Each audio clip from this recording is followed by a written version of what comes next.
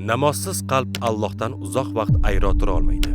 Ish, o'qish va kundalik hayotning shoshqinligi bilan, balki o'zingiz sezmagan holda namozsiz hayot kechirayotgandirsiz. Lekin unutmang, namoz bu Alloh taoloni qanchalik qadrlashingizni ko'rsatish usuli. Bu shunchaki bir rasm-rusum emas. Sizni sevuvchi mehribon Robbingiz o'z huzuriga taklif qiladi. Bu shunchaki oddiy bir taklif emas, sizni yaratgan zotdan kelgan taklif. Huzurimga kel deyapti. Hayotingizda bundan muhimroq nima bo'lishi mumkin?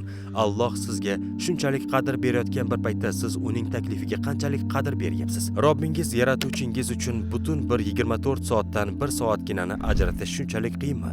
Ya'ni bir kun kelib, hamma narsa sizdan uzoqlashadi.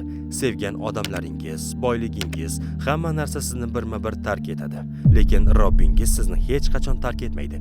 Shunday ekan, ortiq kechiktirmang. Ushbu go'zal taklifga ha deb ayting-da, bugundan boshlab namozni o'qishni boshlang. Ushbu videoni namoz o'qimaydigan do'stlaringizga jo'natib qo'ying.